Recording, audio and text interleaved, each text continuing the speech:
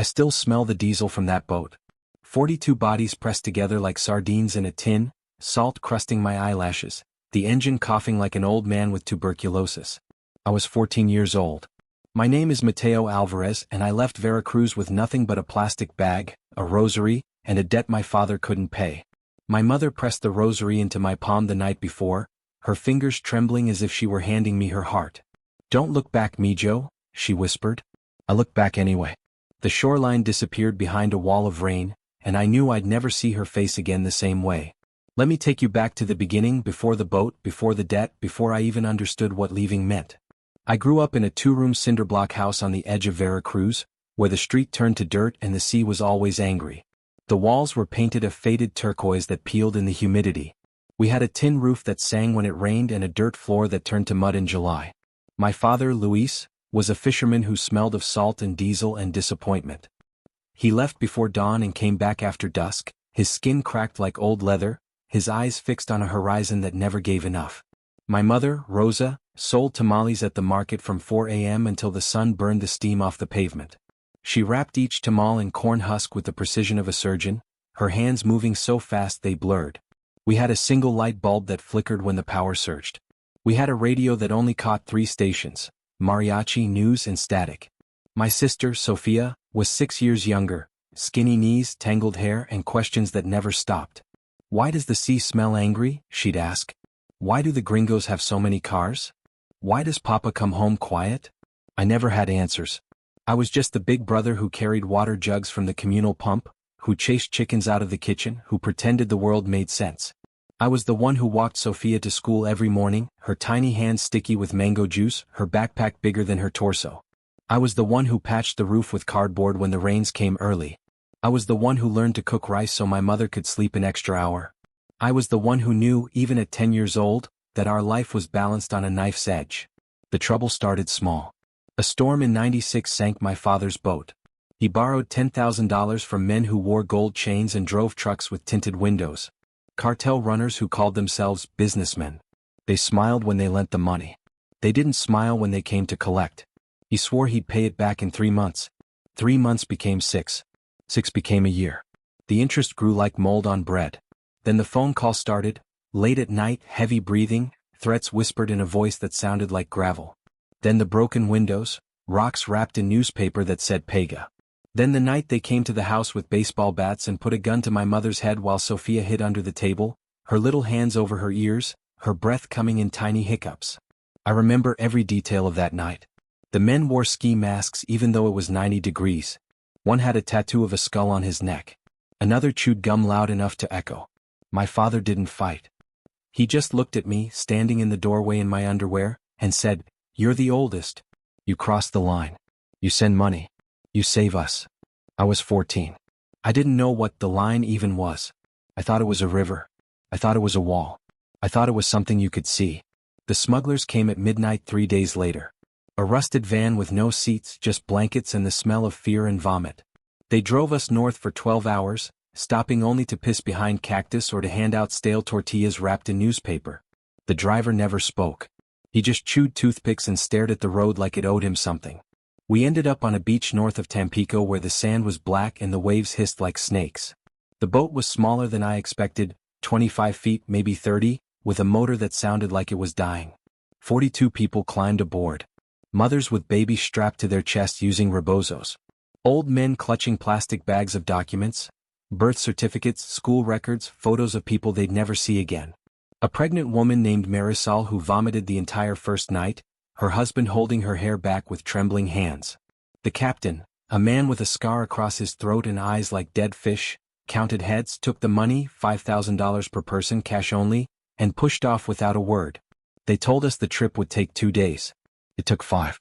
On day 1, the engine overheated and we drifted for hours while the captain cursed in a language I didn't know, kicking the motor until his boot left dents. On day 2, the food ran out, stale tortillas and a single can of beans split 42 ways. I gave my share to Sofia's friend, a girl named Lucia who hadn't eaten in 2 days. On day 3, the water ran out. The captain rationed sips from a single jug, his hands shaking as he poured. Marisol went into labor that night. Her screams mixed with the waves. The captain cut the cord with a rusted knife he wiped on his shirt. The baby didn't cry. We named her Milagro anyway. On day 4, a 10-year-old boy named Tomas stopped breathing in his mother's arms. His name was Tomas Alejandro Cruz, and he had a gap between his front teeth and a laugh that sounded like bells. His mother, Elena, didn't scream. She just rocked him, humming a lullaby from Oaxaca, like he was only sleeping. We wrapped him in a tarp and slid him over the side. The splash was smaller than I expected.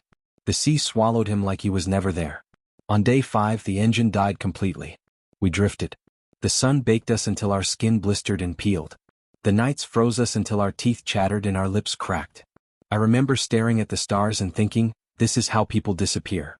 I remember the old man next to me, Don Hector, telling stories of his village in Michoacán, how the corn grew tall and the women danced at fiestas until dawn. I remember Marisol's husband praying in Arabic even though he was Catholic. I remember the silence when the Coast Guard lights finally appeared, white, blinding, merciless. They didn't cheer when they boarded. They zip-tied our wrists and marched us onto the deck like cattle. The first English word I learned was processing. The second was deportation. The third was silence, because that's what they demanded when we tried to ask about Tomas or Milagro or why the baby wasn't moving. They separated us by age. Anyone under 18 went to a detention center in Texas.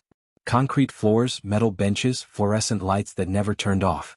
I shared a cell with a boy from Honduras named Carlos who cried in his sleep and wet the bed every night. He was 12. He had a scar on his cheek from a machete. He told me his mother sold him to the smugglers for $2,000. They gave us bologna sandwiches with the crusts cut off. Government issue, they said. The bread was always stale. The meat was always gray. The water tasted like rust. After 72 hours, they put me on a Greyhound bus to Los Angeles with a paper that said, voluntary departure. I tore it up the moment the doors hissed shut. I had $11 in my pocket, one change of clothes, and a rosary that still smelled like my mother's hands, lavender soap and worry. The bus ride took 36 hours. I didn't sleep. I stared out the window at a country that stretched forever. Deserts that shimmered like water, mountains that clawed at the sky, cities that glittered like broken glass. I counted billboards. I memorized license plates. I practiced English words under my breath. Hello, thank you, please, hungry, help, bathroom. I watched a woman breastfeed her baby in the seat across from me. I watched a man snort something white off a CD case in the bathroom. I watched the landscape change from brown to green to gray. When we pulled into the 7th Street station in Los Angeles, the driver announced, "End of the line." I stepped off into heat and exhaust and noise. Skyscrapers loomed. Palm trees swayed. People rushed past without looking down. I stood there with my plastic bag until a homeless man with no teeth asked if I had a cigarette. I didn't.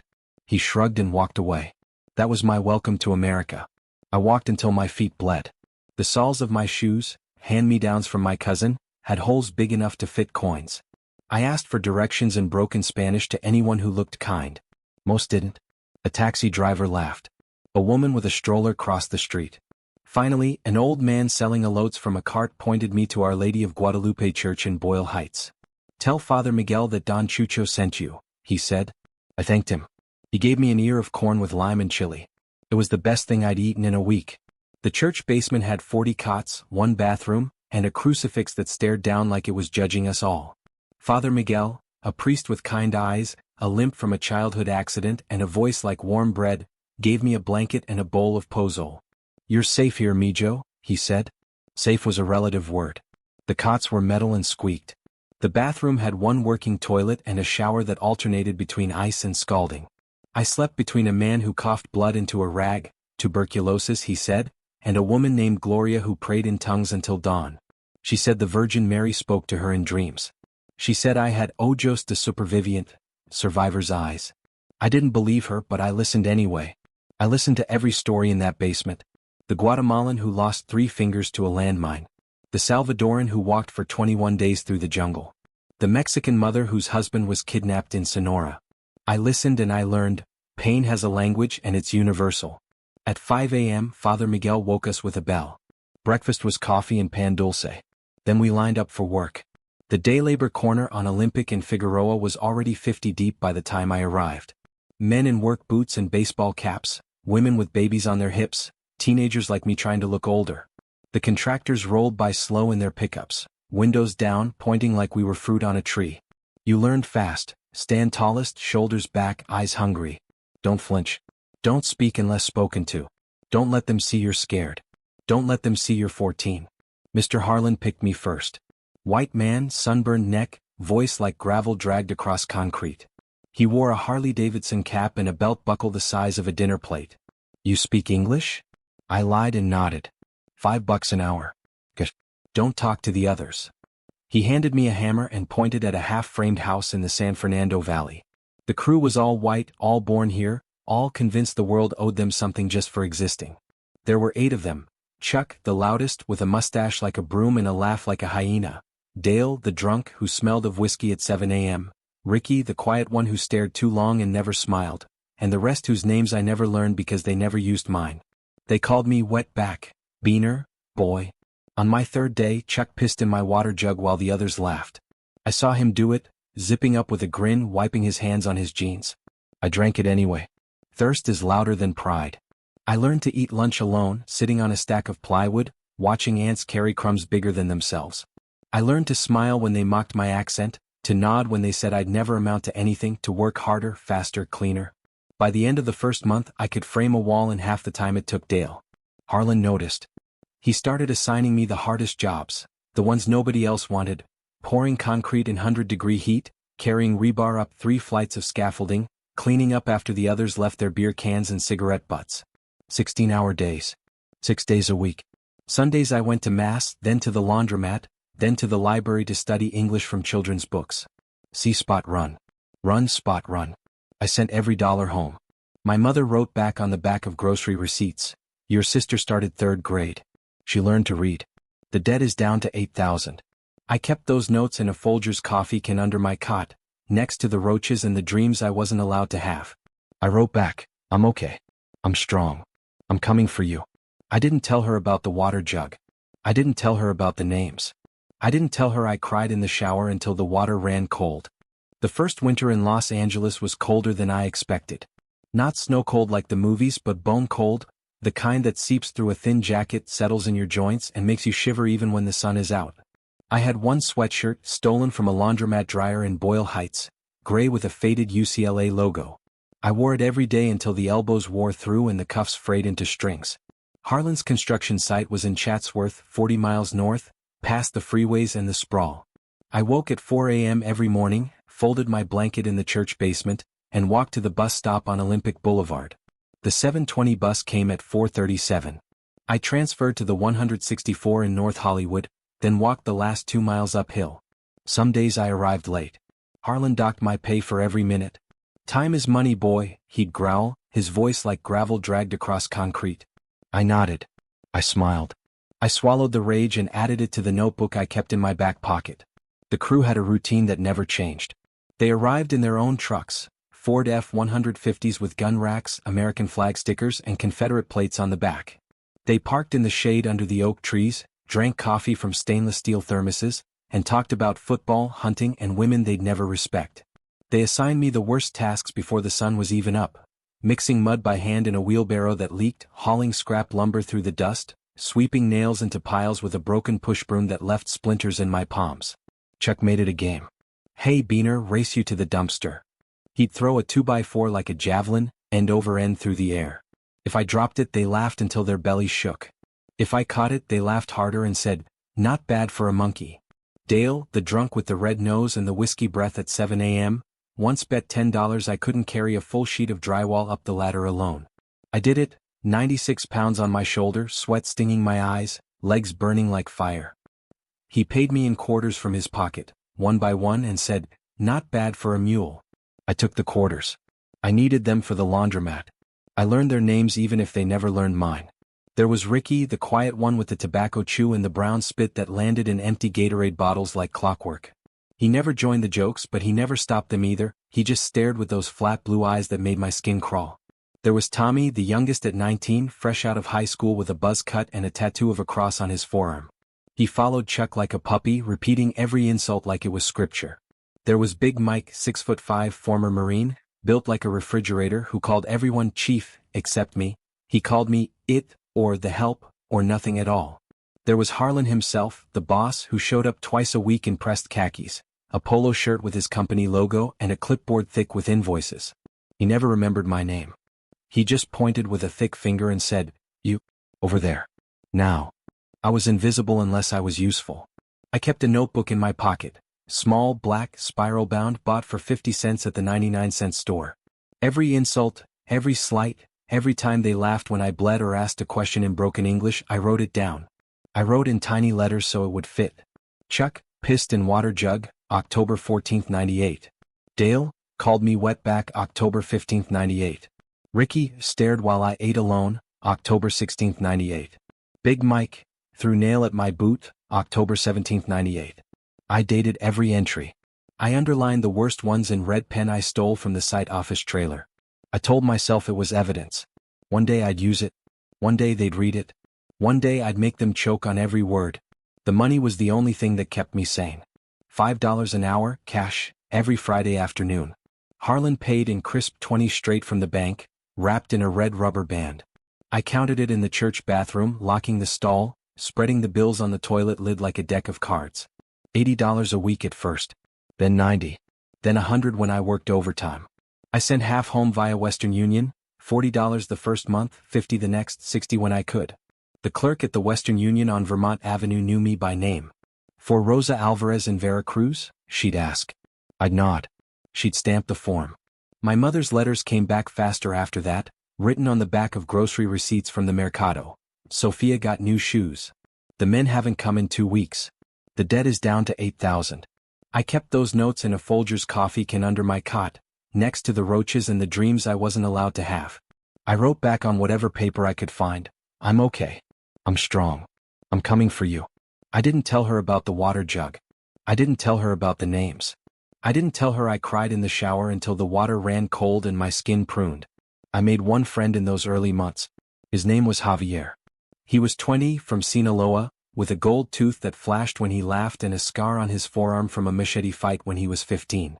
He worked drywall for a different contractor but slept in the cot next to mine in the church basement. He taught me English curses, fuck, shit, asshole, motherfucker, and how to roll a cigarette with one hand using papers he stole from 7-Eleven. He had a laugh that filled the entire basement, loud enough to wake Father Miguel, who'd shuffle in with his slippers and say, "Silencio por favor." We shared a dream, our own crew, our own truck, our own name on the side in bold letters. We drew logos on napkins during breakfast. Alvarez and Javier Construction, J&M Framing, Hermanos Builders. We laughed until our ribs hurt. We promised each other, one day. Winter turned to spring. The jacaranda trees bloomed purple along the boulevards. The valley smelled of orange blossoms, fresh-cut lumber, and the faint rot of dreams deferred. Harlan promoted me to framer after I built a perfect wall in 45 minutes, 16 feet long, plumb and level, not a nail out of place. $7 an hour. I could nail a 16D sinker in 3 hits. I could cut a bird's mouth joint blindfolded. The crew hated it. Chuck started tripping me on purpose when I carried lumber. Dale, accidentally, dropped a hammer on my foot from the second story. I limped for a week. Big Mike cornered me in the porta-potty one afternoon, his massive frame blocking the door, and said, "You think you're better than us, boy? You think you're gonna take our jobs?" I looked him in the eye, heart pounding, and said, "I think I'm faster. And I think I'll be here when you're gone." He laughed, but it wasn't friendly. He shoved me against the wall hard enough to crack the plastic. I added it to the notebook. Big Mike, porta-potty assault, March 22, 99. I saved every penny. I moved out of the church basement in April into a garage in Echo Park for $150 a month. The owner, Mrs. Kim, was a Korean widow in her 70s with a limp and a voice like dry leaves. She spoke broken Spanish and made kimchi that burned my sinuses and cleared my soul. She let me stay if I fixed her plumbing, mowed her lawn, and carried her groceries from the Korean market on 6th Street. I bought a used bicycle for $25 from a guy in MacArthur Park, a rusty Schwinn with flat tires and a bent frame. I rode it to the site, 20 miles each way, uphill both directions it seemed. My legs turned to steel. My lungs learned to breathe smog and dust. I bought a transistor radio for $8 at a pawn shop. I listened to Howard Stern in the mornings and Spanish ballads at night. I learned more English from shock jocks and love songs than I ever did from children's books. By summer, I had $3,000 saved in the coffee can under the garage floorboards. I sent $2,000 home. My mother wrote back on a receipt from the tortilleria, "The debt is down to $5,000. The men came again. They broke Papa's nose. But Sophia started school. I stared at the letter for hours in the dark garage, the only light from a street lamp through the cracked window. I punched the concrete wall until my knuckles bled and split. Mrs. Kim found me sitting in the driveway at midnight, blood on my hands, tears on my face. She didn't ask questions.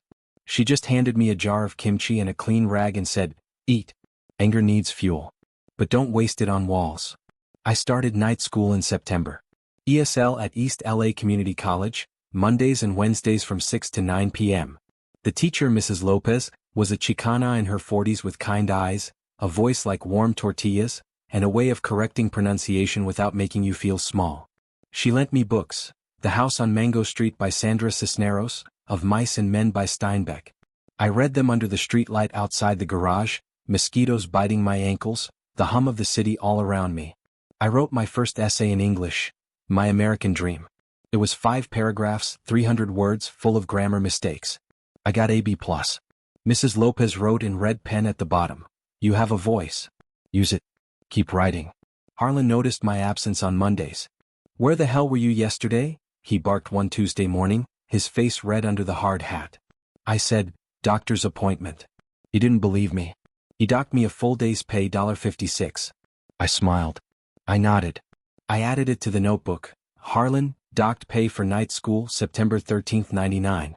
The crew's harassment escalated like a storm building over the Gulf. They hid my tools in the porta potty. They loosened the pins on the scaffolding so it wobbled when I climbed. Once, they locked me inside the porta potty for 2 hours while the temperature climbed to 105 degrees. I banged on the blue plastic door until my hands bruised and my voice gave out. I kicked until my boots dented the walls.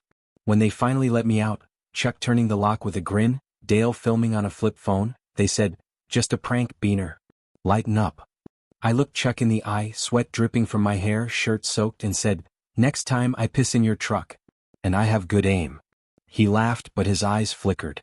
He didn't try it again. I added it to the notebook in red ink, underlined 3 times. Chuck, locked in porta potty, 105 degrees Fahrenheit, July 19, 99. I turned 16 in October. No party. No cake. No phone calls. Just a letter from Sophia slipped under the garage door by Mrs. Kim. "I'm in 5th grade now. I want to be a doctor. When are you coming home?" I cried in the dark, the paper crumpled in my fist. Mrs. Kim knocked on the garage door at 11 p.m. with a plate of bulgogi and rice. "Birthday?" she asked. I nodded. She sang Happy Birthday in Korean, her voice cracking on the high notes. I ate every bite. I added her name to the notebook, not as an enemy but as an ally. Mrs. Kim fed me on my 16th birthday, October 2, 99. I bought my first cell phone in November, a Nokia 3310 brick with a prepaid plan from Metro PCS. $50 for 100 minutes. I called home once a month, always on a Sunday night when the rates were cheapest.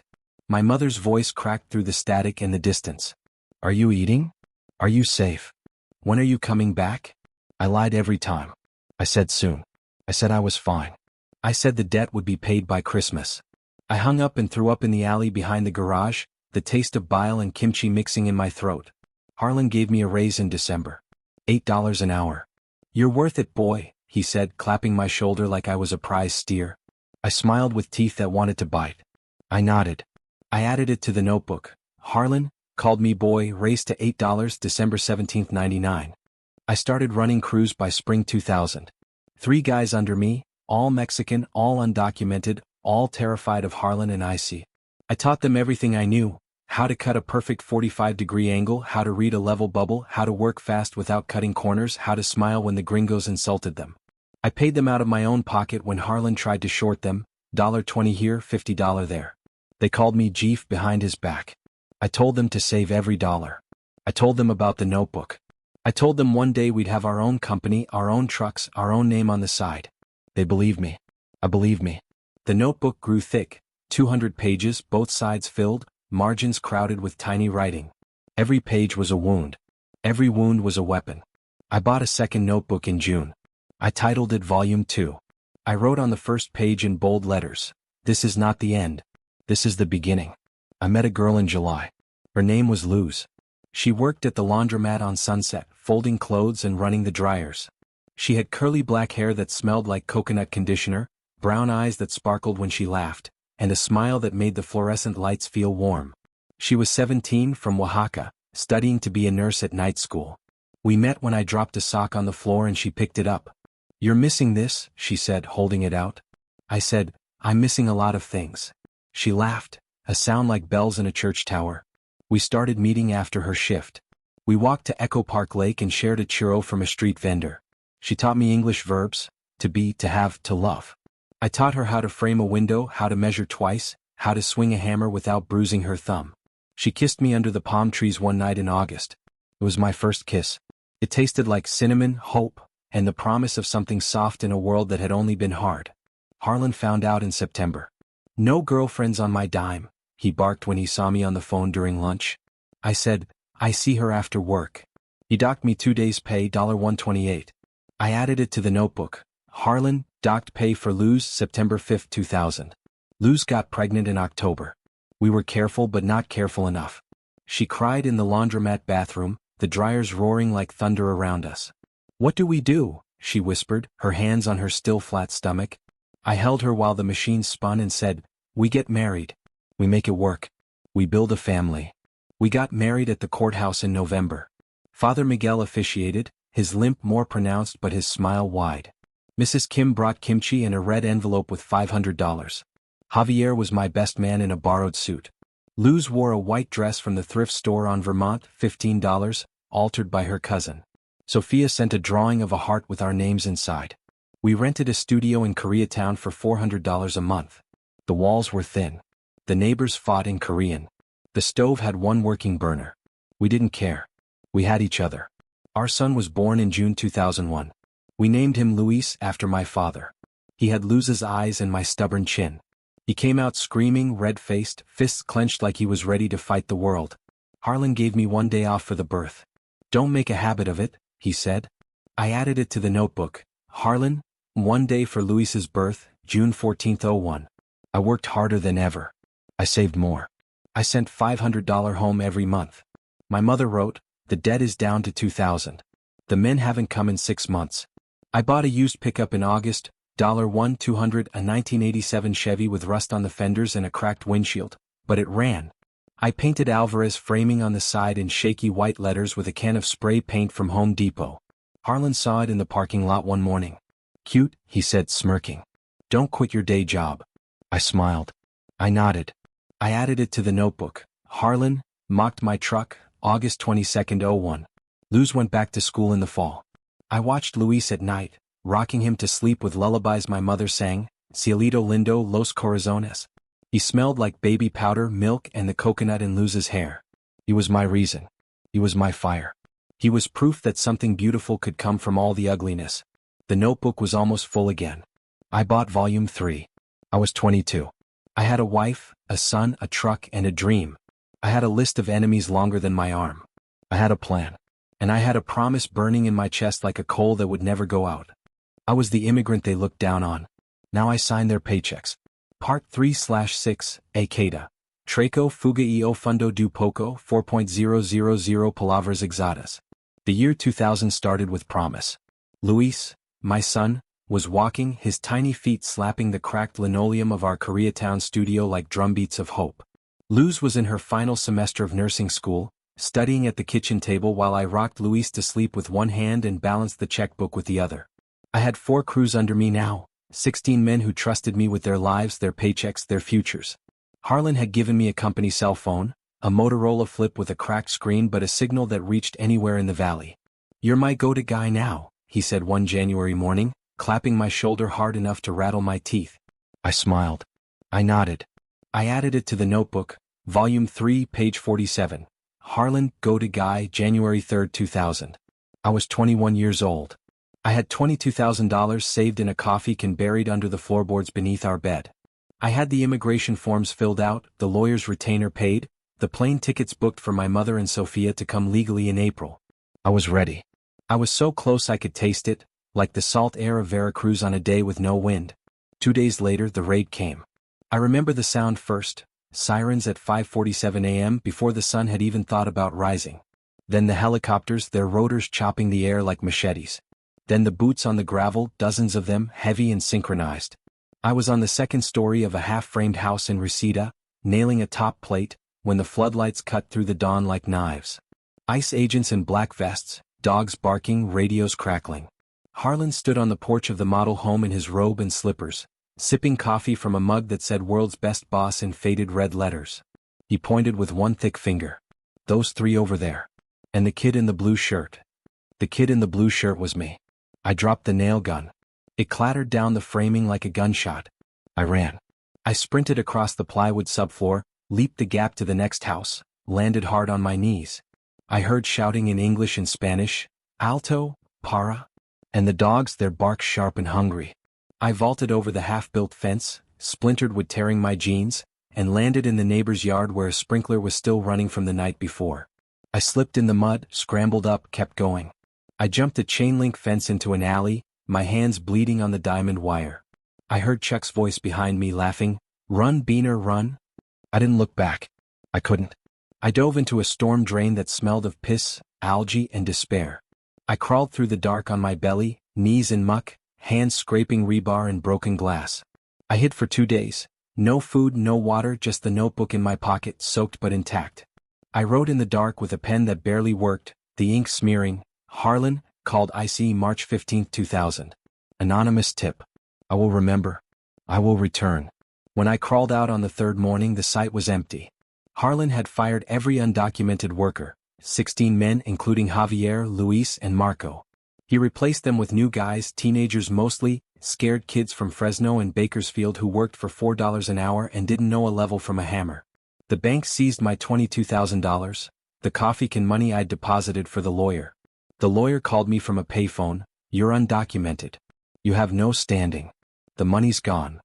Mrs. Kim cried when I came for my things in the Echo Park garage. She pressed a jar of kimchi and $50 into my hands. "Go," she said, her voice cracking. "Don't come back until you're safe." I hugged her. She smelled like garlic and sorrow. I was 23, homeless and wanted. Luz took Luis to her cousin's house in East LA, a cramped 2-bedroom with 6 people already sleeping on the floor. I slept in the pickup, parked behind a 24-hour laundromat on Vermont, the engine ticking as it cooled, the windows fogging with my breath. I showered at the YMCA with a $5 guest pass, standing under scalding water until my skin turned red. I ate from dumpsters behind Taco Bell, crunchy tacos with wilted lettuce, bean burritos with hard edges, sometimes a half-eaten quesadilla if I was lucky. I called home from a payphone outside a liquor store, the cord frayed, the receiver sticky. My mother's voice broke through the static. "They came again, Mijo. They took the TV. They took Papa's tools. They said next time it's Sophia." I hung up and punched the phone booth until my knuckles split and the glass cracked. Blood ran down my wrist. I licked it. It tasted like iron and failure. I made a promise in that laundromat parking lot, under a flickering streetlight, with the smell of bleach and despair thick in the air. One day I will own the ground he walks on. I will sign his paycheck. I will make him say my name with respect. I wrote it on the dashboard with a Sharpie I stole from the laundromat counter. I wrote it on my arm with the same pen. I wrote it in blood from my knuckles on the steering wheel. I wrote it until the words blurred. I bought a fake ID for $200 from a guy in MacArthur Park who smelled like tequila, regret, and cheap cologne. The name on it was Juan Morales, born in Fresno, social security number memorized. I enrolled in night school again. Construction management on Mondays, accounting on Wednesdays, business law on Thursdays, all at East LA College. I framed houses by day for a new contractor named Mr. Patel, a Sikh man with a turban and a kind smile who paid $6 an hour and didn't ask questions. I mopped law offices by night, polishing marble floors in Century City where lawyers argued over millions while I emptied their trash and listened to their conversations about mergers and acquisitions. I washed dishes on weekends at Rosie's Diner on Figueroa where Denise, the cook, a black woman with a voice like gospel and hands that never stopped moving, slipped me extra pancakes and said, "You got fire in your eyes, baby. Don't let it go out." My vocabulary grew, faster, spick, "Move your ass, you're in the way, thank you ma'am, can I get a refill?" I rebuilt. Slowly. Painfully. One brick at a time. Javier found me at Rosie's in May, his face gaunt, a black eye fading to yellow. "They deported Luis," he said, his voice flat. "Marco too. Back to Oaxaca. No appeal." We cried in the walk-in freezer, the cold biting our skin, our breath fogging the air. We made a new plan over burnt coffee and cold fries. We started Alvarez Framing with $3,000, my savings from mopping floors, counting pennies in the laundromat, and a borrowed pickup with bald tires, a cracked windshield, and a radio that only played static. We underbid every job in the valley. We worked Sundays. We never missed a deadline. We built a reputation on sweat, silence, and the promise that we would never let another Harlan happen. The notebook became a ledger. Every job. Every dollar. Every name of a client who paid on time. Every name of a supplier who gave us credit. Every name of a worker who showed up sober and ready. I wrote in code, initials, dates, amounts. I wrote in the margins. I wrote until my hand cramped and the pen ran dry. I bought volume 4 in July. I titled the first page, The Rebuild. Luz graduated nursing school in August. She got a job at County USC, night shift, $22 an hour. We moved into a one-bedroom in Boyle Heights for $600 a month, peeling paint, roaches in the cabinets, but a real door with a lock. Luis started preschool at the church where I once slept. He came home with finger paints and stories about Senor Mateo who built houses. I bought him a toy truck, red with a working dump bed. He called it Papa's Big Rig. I cried in the shower again, but this time from joy, the water washing away the last of the storm-drained mud. Harlan's name appeared in the Los Angeles Times in September. Harlan Construction fined $500,000 for wage theft and unsafe conditions. I clipped the article with kitchen scissors. I taped it in the notebook on page 112. I underlined the fine in red. I smiled for the first time in months. I turned 25 in October. I had 5 crews now, 20 men and women who called me Jeef to my face.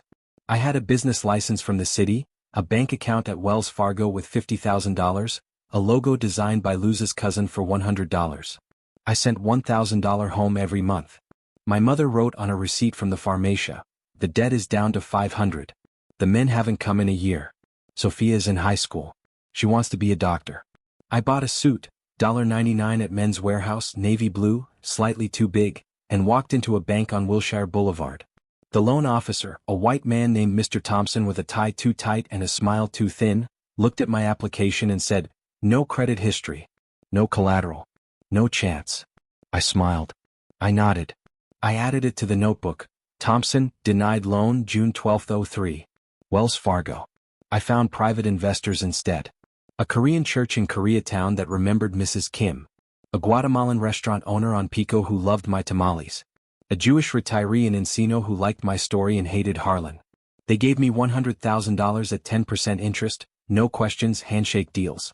I paid them back in 18 months with profit shares. I bought my first property, a duplex in Echo Park for $180,000, cash from the business account. I fixed it myself, new plumbing, new wiring, new paint. I rented it to immigrants, $800 a month, fair, no evictions. The tenants called me Don Mateo. I taught their kids how to swing a hammer on Saturdays. The 2008 crash came like a tsunami in October. Banks failed. The stock market bled. Homeowners walked away from half-built Harlan mansions with cracked foundations and leaking roofs. Harlan Construction was $14 million in debt by 2015. Lawsuits piled up. Suppliers cut him off. Employees quit. I got a call from his CFO Greg at 2 a.m. in February, his voice shaking like a leaf in a storm. "We need a quiet bailout. Off the books. Please." I agreed to meet. In the same office where he once called me boy. The same leather chair. The same view of the valley. But this time I sat behind the desk. Harlan stood. His hair had gone white. His hands trembled. His eyes wouldn't meet mine. I offered to buy the company, lock, stock, reputation, backlog, equipment, everything, for $1. One condition. Every worker he fired in 2003 rehired at double pay, full benefits, back wages, and equity. His pen shook so hard the ink bled through the paper. He signed without looking up. "You win," he whispered. I didn't smile. I said, "Thank you, Mr. Harlan." The takeover took 90 days.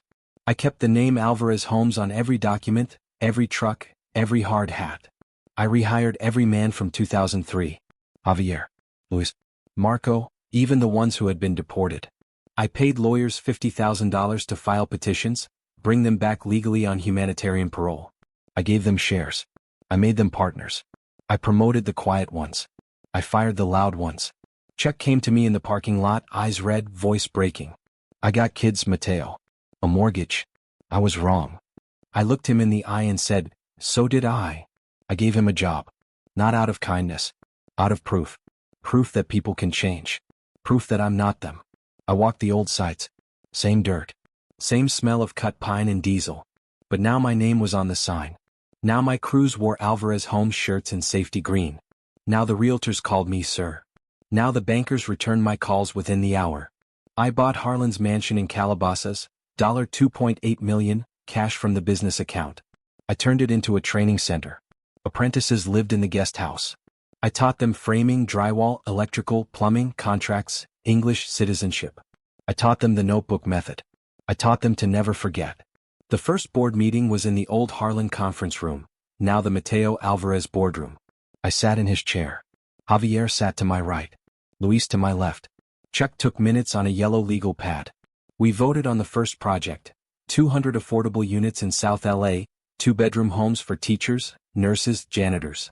We broke ground in June. The mayor came. The news cameras came. I wore a hard hat with Mateo Alvarez CO stitched in gold. I signed my first $1 million check. I signed Chuck's paycheck. I signed the bankers. I signed the teachers. I signed the realtors. I signed Harlan's severance, $1. He cashed it. Rumor is he framed it in his Florida condo. I flew my mother and Sophia first class in July. They landed at LAX wide-eyed, clutching their purses like life rafts. Sophia was 17, tall, braces gone, dreaming of Stanford. My mother cried in the terminal, touching the marble floor like it was holy. I gave her the keys to a house in Pasadena, 4 bedrooms, a rose garden, a kitchen big enough for tamales. She planted tomatoes in the back. She still writes on grocery receipts, the roses bloomed red.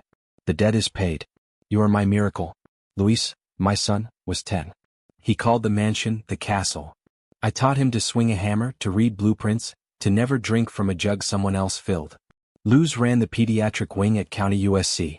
Our life was no longer survival. It was building. The notebook, volume 5 now, sat on my new desk. I wrote in it every night. The raid. The storm drain. The promise. The $1 check. The first Alvarez Homes sign. I wrote until the pen ran dry. I bought volume 6. The story wasn't over. It was just beginning. I walked into Harlan's office on a Tuesday in March 2015. The building smelled of stale coffee, desperation, and the ghost of cheap cologne. The receptionist, new, young, nervous, with a name tag that read Ashley, asked if I had an appointment. I said, "Tell Greg that Mateo Alvarez is here." She picked up the phone with trembling fingers, her manicured nails clicking on the receiver. Greg appeared in 30 seconds, tie crooked, sweat on his upper lip, eyes darting like a cornered animal. "Mr. Alvarez, this way." He didn't use boy anymore. He didn't dare. Harlan was already in the conference room, standing by the window that overlooked the San Fernando Valley, the same view he used to lord over while calling me it. He had aged 20 years in 10. His hair was snow white, thin enough to see the pink scalp beneath. His hands shook as he gripped a water glass, the ice clinking like tiny bells of defeat. His eyes wouldn't meet mine. The walls still had the same photos. Harlan shaking hands with governors, Harlan cutting ribbons at groundbreakings, Harlan grinning like he owned the world. Now the world was foreclosing on him. The photos looked like relics from a museum of a man who never existed. I sat at the head of the table, the same table where he once made me stand while he ate a sandwich and told me I'd never amount to anything. I placed a single sheet of paper in front of him. $1. One condition. Every worker you fired in 2003 rehired. Double pay. Full benefits. Back wages. Equity. His pen hovered over the line. The ink bled where his hand trembled. He signed without looking up. "You win," he whispered, his voice barely audible over the hum of the air conditioner. I didn't smile. I didn't gloat. I said, "Thank you, Mr. Harlan." Then I stood, took the signed contract and walked out. The dollar bill stayed on the table like a gravestone. The takeover took 90 days, April, May, June. I kept the name Alvarez Homes on every document, every truck, every hard hat, every invoice. I rehired every man from 2003. Javier, Luis, Marco. Even the ones who had been deported. I paid lawyers $50,000 to file petitions, bring them back legally on humanitarian parole, family unity waivers, whatever it took. I gave them shares, 1% each, vested over 5 years. I made them partners. I promoted the quiet ones who had kept their heads down and their hammers swinging. I fired the loud ones who had laughed when I bled. Chuck came to me in the parking lot on the first day of rehire, eyes red, voice breaking like a teenager. I got kids, Mateo. A mortgage. I was wrong. I was an asshole. Please. I looked him in the eye, those same eyes that once watched me drink piss water, and said, so did I. I gave him a job. Not out of kindness. Out of proof. Proof that people can change. Proof that I'm not them. Proof that mercy is a choice, not a weakness. I walked the old sites the week after the takeover. Same dirt. Same smell of cut pine, diesel, and possibility. But now my name was on the sign. Alvarez Homes, built by dreamers for everyone. Now my crews wore safety green shirts with the logo stitched in gold. Now the realtors who once asked if I was the gardener called me sir, and sent fruit baskets. Now the bankers who denied my first loan return my calls within the hour, offering lines of credit at prime -1. Now the suppliers who overcharged me in 2003 begged for contracts. I smiled. I nodded. I added every name to volume 6 of the notebook, this time under allies and debts repaid. I bought Harlan's mansion in Calabasas, $2.8 million, cash from the business account, no mortgage, no contingencies. The realtor, Karen, the same blonde who once asked if I was the gardener, stood in the foyer with her clipboard, mouth open. I signed the papers at the kitchen island where Harlan used to eat steak while I swept sawdust. I turned the mansion into the Alvarez Training Center. Apprentices lived in the guest house, 20 at a time, bunk beds, shared bathrooms, but clean sheets and hot meals. I taught them framing, drywall, electrical, plumbing, contracts, English, citizenship. I taught them the notebook method. Write everything, remember everything, use everything. I taught them to never forget the taste of piss water or the sound of a mother rocking her dead son on a boat in the Gulf. The first board meeting was in the old Harlan conference room, now the Mateo Alvarez boardroom with a new mahogany table and chairs that didn't squeak. I sat in his old leather chair, the one that used to dwarf me. Javier sat to my right, VP of Operations. Luis to my left, VP of Field. Chuck took minutes on a yellow legal pad, his handwriting neat for the first time in his life. We voted on the first project, 200 affordable units in South LA, 2-bedroom homes for teachers, nurses, janitors, dreamers. We broke ground in June. The mayor came in a suit and hard hat. The news cameras came, CNN, Univision, KTLA. I wore a hard hat with Mateo Alvarez, CO stitched in gold thread. I gave a speech in English and Spanish. These homes are not charity. They are justice. Built by the hands that were once invisible. The clip went viral. 10 million views in 48 hours. Hashtag Alvarez Homes trended for a week. I signed my first $1 million check on July 15th, to the concrete supplier who once shorted me 200 yards in 2001. I signed Chuck's paycheck, $120,000 a year plus benefits plus equity. I signed the bankers, Mr. Thompson, now a project manager in accounting, quiet, keeps his head down. I signed the teachers, Mrs. Lopez, now director of workforce development, teaching ESL to apprentices. I signed the realtors, Karen, now VP of sales, earning 6 figures in commission. I signed Harlan's severance, $1 payable immediately. He cashed it at a Wells Fargo in Sarasota. Rumor is he framed it above his toilet in the condo with the leaky roof. I flew my mother and Sophia first class in August. They landed at LAX wide-eyed, clutching their purses like life rafts in a storm.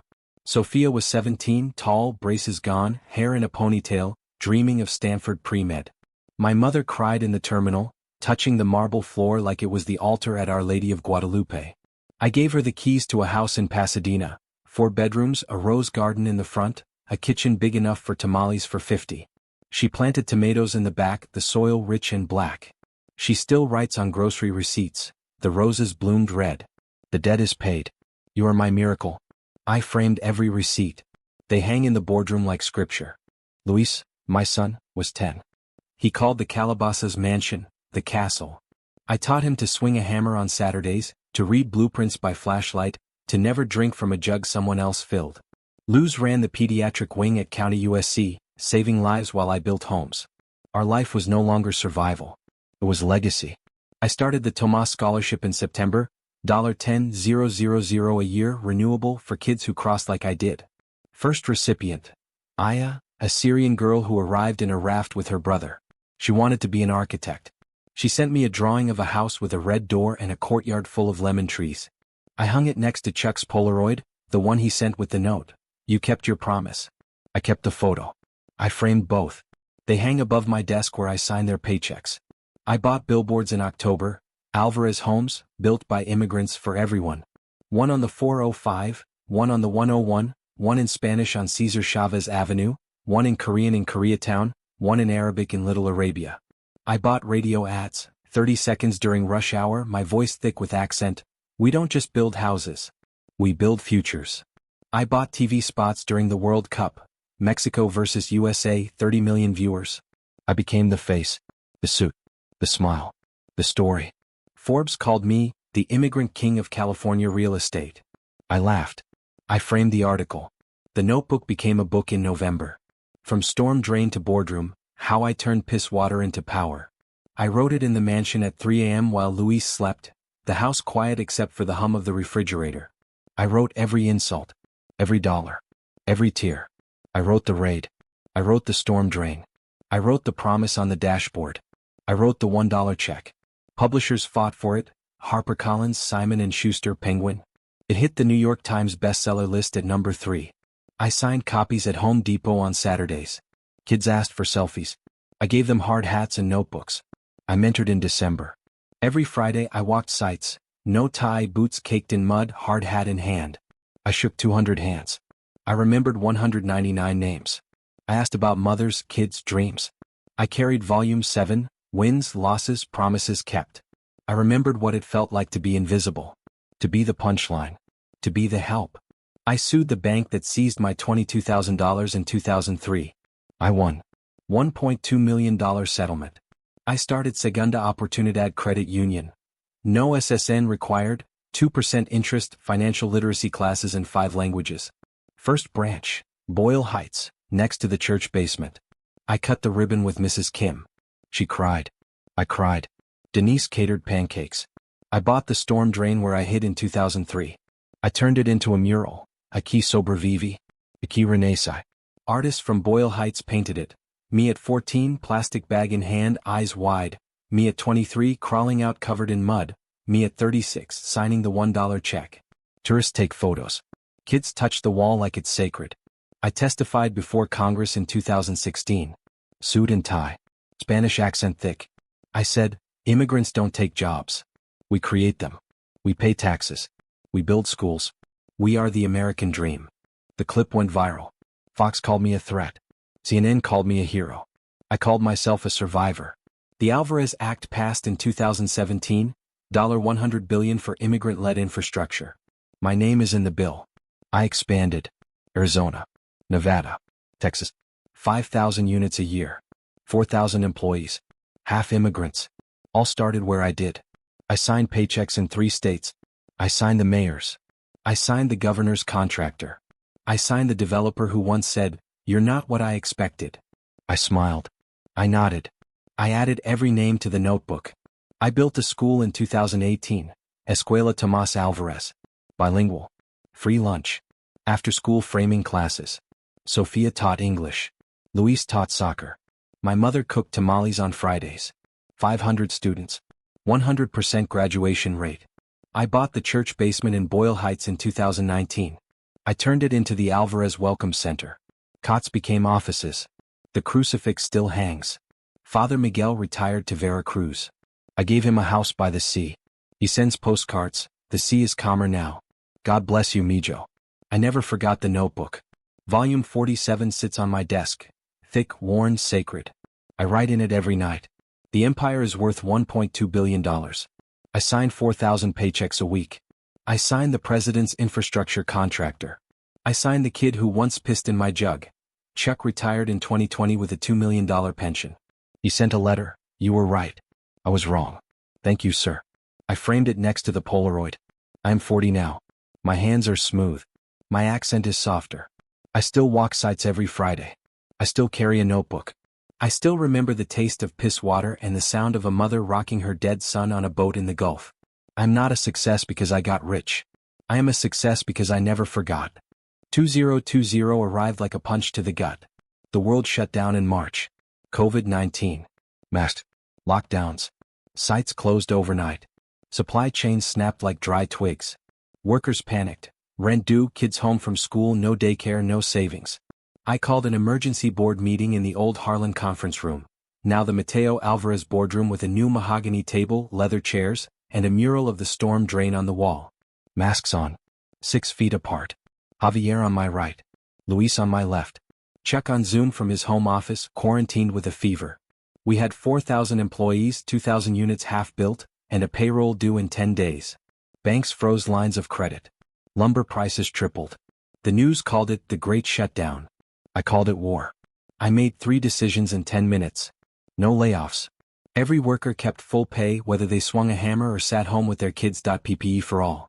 I bought 50,000 masks at $3 each, 20,000 pairs of goggles, 10,000 boxes of gloves, sanitizer by the pallet, $1.2 million out of pocket. Pivot to essential housing. We converted half-built luxury condos in South LA into temporary shelters for nurses, first responders, homeless families, modular walls, bunk beds, communal kitchens. I mortgaged my Pasadena house, $3.8 million, 4% interest. I cashed in my 401k, $2.1 million, penalties be damned. I took a personal loan at 12% from Segunda Oportunidad Credit Union. My own bank, ironic but necessary. I told the board, we survive together or we die together. They voted unanimous. We survived. We built 500 emergency units in 90 days, April, May, June. Welders worked 24/7. Electricians slept in trailers. Plumbers rerouted pipes in the dark. The governor called on May 1st. Mateo, we need 200 more beds in Skid Row. I said, give me 72 hours. We delivered in 68. The president called on June 15th, live on CNN. I was on site in a hard hat and mask, dirt on my face, sweat in my eyes. Mr. Alvarez, how are you keeping your workers safe? I said, by treating them like family. By paying them when the world stopped. By building homes when others build walls. The clip got 40 million views. Hashtag Alvarez Homes trended for a week. Hashtag Build for the Invisible went global. We lost $18 million in Q2. Canceled contracts, spoiled materials, delayed permits. We gained $40 million in government contracts. FEMA, HUD, state emergency funds. We hired 1,000 more workers. Many former Harlan employees who begged to come back after their 401(k)s evaporated. I rehired them at double pre-COVID pay, $35 an hour, full health, dental, vision, mental health days. Chuck trained the newbies on Zoom. His fever gone, his voice hoarse but steady. Measure twice, cut once, wear your damn mask and don't piss in anyone's water. I started the COVID Survivor Fund in July. $1,000 bonus for every worker who tested positive and quarantined. 312 claims in August alone. I paid every one. I visited hospitals in full PPE, gown, gloves, face shield, handed checks through glass partitions, took selfies with nurses who once changed my son's diapers in the church basement. One nurse, Maria from Guatemala, cried when I gave her $1,000. My husband lost his job, she said. I gave her husband a job the next day, framing crew, $30 an hour. Vaccines rolled out in 2021. I turned the Calabasas Training Center into a mass vaccination clinic. 10,000 shots in arms in the first month. Free. No appointment needed. I stood in line with my crews. Javier got Pfizer, Luis got Moderna, Chuck got J&J.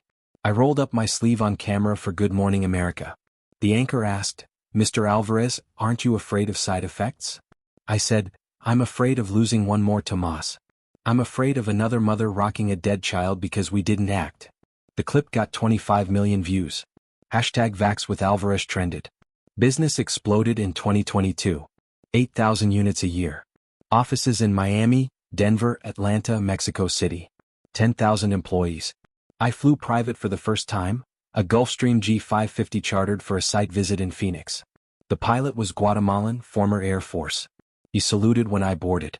I cried in the lavatory, the engines roaring like the boat that brought me here. I bought the 7th Street bus station where I arrived with $11 in a plastic bag. $12 million. I turned it into Terminal Alvarez, a community hub with ESL classes, job fairs, free legal aid, a daycare, a food pantry. The mural on the west wall. Me at 14, stepping off the Greyhound, eyes wide, rosary in hand. Underneath, you start here. You don't end here. The ribbon cutting had 2,000 people. My mother cut the ribbon with garden shears. She still writes on grocery receipts. The terminal is beautiful. The children laugh.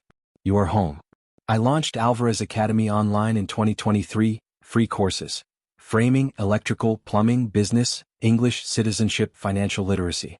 50,000 students in year 1. A kid in Lagos, Nigeria, framed his first wall using my YouTube tutorial on a cracked phone. He sent me a video, shaky, proud, perfect. I played it at the company picnic. 10,000 employees under jacaranda trees in Griffith Park. They cheered until their voices gave out. I built my mother a house in Veracruz in 2024. Ocean view, tile roof, garden big enough for a soccer field, a kitchen with a comel that never cools. She teaches tamale making to tourists on weekends. Sophia graduated Stanford Pre-Med in 2023, deferred med school to run the Tomas Scholarship Fund. She expanded it to 100 students a year, full ride, mentorship, internships. Luis, my son, was 15, captain of the varsity soccer team at Harvard Westlake, dating a girl whose dad once called me boy. I signed her dad's paycheck now, $180,000 a year, VP of Procurement. He coaches Little League on Saturdays. He calls me Coach Alvarez. I started the Notebook Project in 2025. Every apprentice gets a blank notebook on day 1, black, spiral-bound, 200 pages. Write everything, I say in the orientation video. The wins, the losses, the names, the insults, the promises. One day you'll need it. I published the best entries anonymously in an annual anthology. Volume 1 sold 100,000 copies at $20 each. All proceeds to the Tomas Scholarship. A 19-year-old from Honduras wrote, "They called me wetback. I framed their mansion. Now I sign their paycheck. I cried when I read it. I sent her a $5,000 bonus. I sued the federal government in 2026 for the 72 hours I spent in detention as a minor in 1998. I won. $1.8 million settlement. I donated every penny to unaccompanied minors at the border, legal aid, trauma counseling, ESL, job placement. The judge, a Latina from El Paso named Judge Morales, hugged me after the verdict. This is for every kid who arrived with nothing, she said. I gave her a notebook. She wrote in it, "Justice delayed is still justice." I bought the Storm Drain mural block in 2027. I turned the whole street into Resilience Row, 50 affordable homes, murals on every wall, a community garden with tomatoes and roses, a playground shaped like a boat. The opening ceremony had mariachi, Korean drummers, a Syrian poet reading in Arabic. Chuck cut the ribbon, his hands shaking from early Parkinson's. He cried on camera. The clip went viral, 15 million views. #ResilienceRow. I mentored billionaires in 2028. A tech CEO from Silicon Valley flew me up in his private jet to speak at his board retreat in Napa. He paid $100,000 for 1 hour. I told them, your algorithm can't build a house. Your AI can't carry rebar up 3 flights. Your stock options don't feed a family. People build empires. Treat them like it. He gave every employee equity the next day, 1% vested over 5 years. I signed his consulting paycheck, $500,000 a year. He calls me Maestro. I built a hospital wing in 2029 named after Luz Alvarez Pediatric Center at County USC. 100 beds. Neonatal ICU. Trauma unit. Free care for uninsured kids. Luz runs it, still smells like lavender soap and worry. Our grandson was born there in 2030, Tomas Mateo Alvarez Jr. He came out screaming, fists clenched, ready to fight the world. I held him in the delivery room, tears in my eyes, and whispered, "You'll never know the taste of piss water." I never stopped walking sites. Every Friday. Hard hat. Boots. No tie. I ride in a golf cart now, doctor's orders, bad knees, but I still shake 300 hands. I still remember 287 names. I still ask about mothers, kids, dreams. I carry volume 62, thick, worn, sacred. I write in it every night. The piss water taste never leaves. The sound of Elena rocking Tomas never fades. The promise on the dashboard never erases. I bought Harlan's Florida condo at auction in 2031, $180,000 cash. Leaky roof, cracked stucco, view of a parking lot. I turned it into a halfway house for deported veterans, Harlan House for Heroes. The first resident was a Marine from Oaxaca, 3 tours in Iraq, lost his papers after a bar fight in 2010. He framed the common room in 3 days, perfect joints, not a nail out of place. I signed his first paycheck, $75,000 a year, full benefits. I started the Invisible Project in 2032. Hidden cameras on job sites, foremen, supers, clients. We catch racism, harassment, wage theft, safety violations. We fire the offenders on the spot. We promote the victims. We post the videos, Blurred faces, clear voices, subtitles in 5 languages. 10 million views in the first month. Hashtag see the invisible. A clip of a superintendent calling a worker lazy Mexican got 5 million views. I fired him live on camera. I gave the worker his job, $120,000 a year. I flew to Veracruz for my mother's 70th birthday in 2033. The whole town came, 500 people, mariachi, mole, fireworks that lit the sky like the 4th of July. My father, sober for 15 years, hugged me in the plaza and whispered, "I was wrong. You saved us." I cried in the ocean the next morning. The sea was calm, the waves gentle, like it was apologizing. I built a library in my old village in 2034, Biblioteca Mateo Alvarez. 10,000 books. Free Wi-Fi. After-school program with framing classes. The first book checked out, The House on Mango Street. The kid who borrowed it, a girl named Marisol, wants to be an architect. She sent me a drawing of a house with a red door and a courtyard full of lemon trees. I hung it next to Aya's. I never forgot Mrs. Kim. I flew to Seoul in 2034, found her sister, gave her $1 million to open a restaurant chain, kimchi and tamales. First location, Boyle Heights, next to the church. Mrs. Kim's photo hangs over the door, smiling, apron on, hands in dough. The tamales are Oaxacan. The kimchi is spicy. The fusion is perfect. I never forgot Father Miguel. I built him a chapel in Veracruz in 2035, white stucco, bell tower, ocean view. He sends postcards, the sea is calmer now. God bless you, Mijo. I never forgot Denise from Rosie's. I bought the diner in 2035. Kept the name. She still cooks pancakes at 6 a.m. I eat there every Sunday, 2 eggs over easy, hash browns, coffee black. She calls me baby. I call her Hey Fa. I sign her paycheck, $200,000 a year plus profit share. I never forgot the notebook. Volume 73 sits on my desk, leather-bound, gold-embossed, sacred. I write in it every night. The empire is worth $2.8 billion. I sign 10,000 paychecks a week.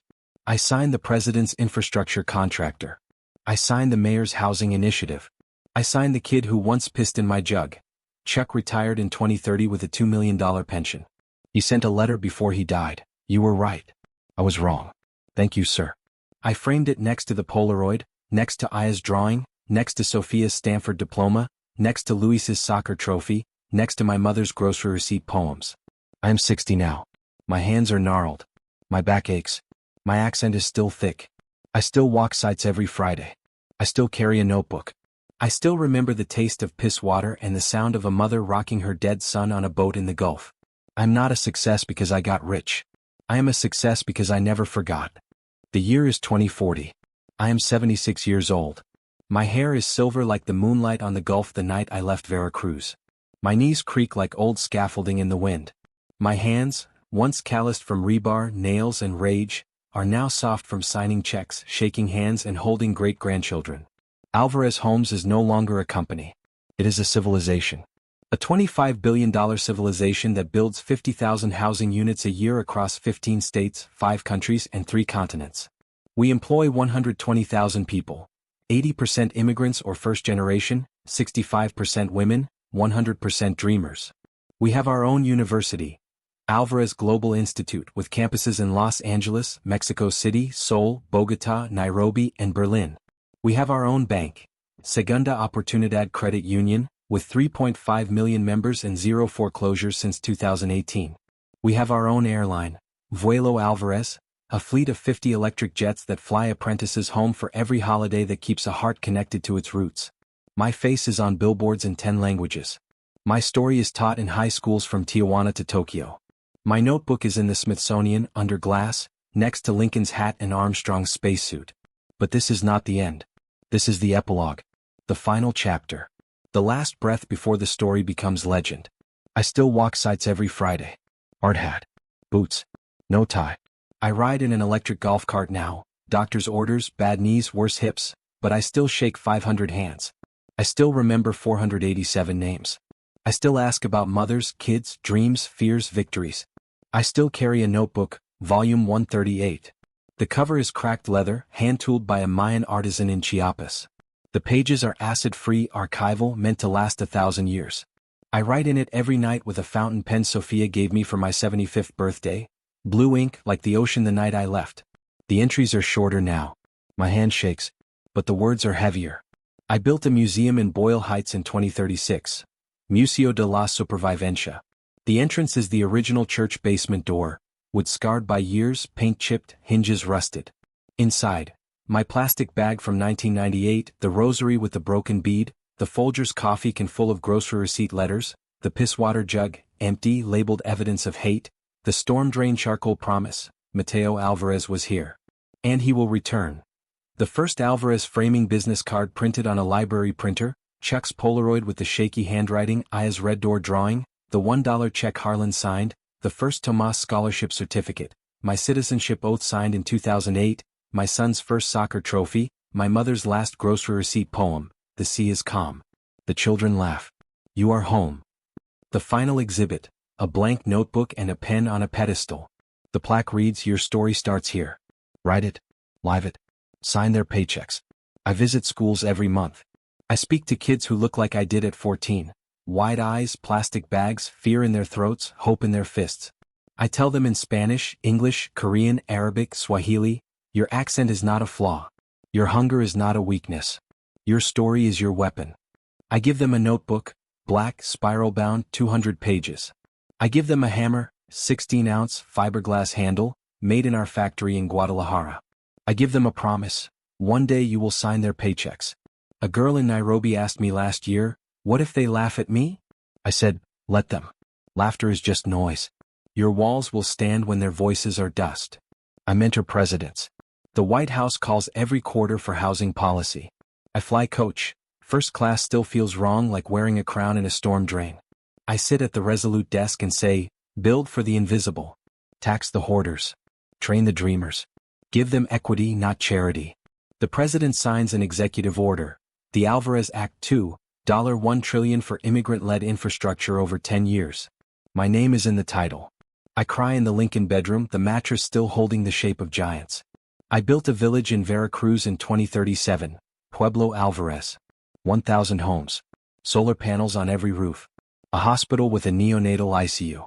A university annex with Alvarez Global Institute branding. My mother lives in the original house, now a community center with a kitchen that smells of tamales and coffee every morning. She teaches tamale making to tourists on weekends, her hands still quick, her laugh still loud. She still writes on grocery receipts, the sea is calm. The children laugh. You are home. I frame every one. They line the walls of the community center like stained glass. My father died in 2032. Liver failure. I paid for the funeral, $50,000, mahogany casket, mariachi, the works. I forgave him on his deathbed in a hospital in Veracruz, the beep of machines louder than his voice. He whispered, I was wrong. I said, you gave me fire. I turned it into light. I buried him with a hammer in his hands, 16-ounce, the same weight I swung at 14. The grave faces the sea. I visit every year. I leave a $1 bill and a note. You taught me what not to be. Thank you. Luz and I renewed our vows in 20, 50 years. Same courthouse in downtown LA. Father Miguel officiated via hologram from Veracruz, his voice crackling through the projector. Mrs. Kim's kimchi was served at the reception. Spicy, garlicky, perfect. Denise catered pancakes, stacks of them, syrup dripping like gold. Chuck was best man in a wheelchair, Parkinson's advanced but his spirit unbroken. He cried through the toast, to the kid who drank my piss and built an empire. To the man who taught me redemption is heavier than revenge. I cried. Luz cried. 500 guests cried. The video got 100 million views. Hashtag Alvarez vows. Our grandson Tomas Mateo Alvarez Jr. is 15 now. He frames walls after school at the Calabasas Training Center. He calls me Abuelo Co. He has my stubborn chin, Luz's eyes, and a laugh that fills rooms. He asked me once, in the quiet of the mansion library, did you ever hate them? I said, hate kept me alive. Love keeps me human. Choose love but never forget the hate, it's the map that shows you where not to go. I started the Forgiveness Project in 2038. Every year, I invite one person from the notebook to dinner at the Pasadena house. Tamales, kimchi, pancakes, mole, bulgogi, injera, falafel. The banker who denied my first loan in 2003, Mr. Thompson, now retired, frail, apologetic. The teacher who said I'd never learn English, Mrs. Lopez, retired, proud, tearful. The ICE agent who zip-tied me in 1998, Agent Ramirez, retired, haunted, sober. The supplier who overcharged me in 2001, Mr. Goldstein, bankrupt, humbled. We eat. We talk. We cry. We sign a new contract on a single sheet of paper. I forgive you. Now build with me. Most accept. Some don't. I sign their severance anyway, $100,000, no strings. Forgiveness is not absolution. It is liberation. Chuck died in 2034. Heart attack on the 14th hole of a public course in Sarasota. I spoke at his funeral, 5,000 people in a convention center, hard hats instead of ties. I read from his Polaroid letter, my voice breaking. You kept your promise. I kept the photo. I said, he pissed in my water. I gave him a pension. That's redemption. That's America. His widow gave me his old hammer, 16-ounce, worn smooth, initials CH carved in the handle. I hung it in the museum next to the piss water jug. The plaque reads, From Hate to Hammer. I built a bridge in 2039, Puente Mateo. From Tijuana to San Diego. Pedestrian only. Free. 20,000 people cross daily, workers, students, families, dreamers. No wall. No fence. Just a sign in 10 languages. You are welcome here. The dedication ceremony had mariachi, K-pop, a Syrian oud player, a Kenyan drummer, a German choir. The president cut the ribbon. I cut the check. $500 million, funded by Segunda Oportunidad. The bridge is solar-powered, lit at night like a runway to the future. I never sold the company. I never went public. I never cashed out. I put it in a trust in 2040, the Alvarez Legacy Trust. When I die, it splits into 120,000 shares, one for every employee. My children get nothing. They'll earn it like I did, hammer in hand, notebook in pocket, fire in heart. Sophia runs the trust. Luis runs the airline. Tomas Jr. runs the academy. They call me every Sunday. We argue. We laugh. We build. I still dream of the boat. 42 bodies. Tomas in his mother's arms. The splash. The silence. I wake up gasping, lose his hand on my chest. It's over, she whispers. I say, it's never over. It's fuel. I get up. I write in volume 138. I go back to sleep. I wrote my will on a grocery receipt in 2040. Bury me in Veracruz. Facing the sea. With a hammer and a notebook. No tombstone. Just a bench. Let kids sit and write their stories. I signed it with the same pen. I gave it to Sophia. She cried. She framed it. I visit Harlan's grave every year on March 15th, the anniversary of the raid. It's unmarked, overgrown with weeds in a public cemetery in Sarasota. I leave a $1 bill and a note. You taught me what not to be. Thank you. I don't forgive him. I transcend him. I piss on the grass, not out of hate but out of ritual. The earth drinks it. The cycle continues. I built a time capsule under the Museo de la Supervivencia in 2040. Sealed with a titanium lid. Opens in 2140. Inside, my first notebook, Volume 1, the piss water jug, the $1 check, Chuck's hammer, Aya's drawing, Tomas's soccer ball, my mother's rosary, a flash drive with every employee story, 120,000 voices, 10 terabytes of truth, a letter to the future in 10 languages. If you're reading this, you're holding proof that a boy with $11 in a plastic bag can change the world. Don't forget the invisible. Don't forget the notebook. Don't forget to sign their paychecks. Don't forget to forgive, but never forget to remember. I am 76. I'm tired.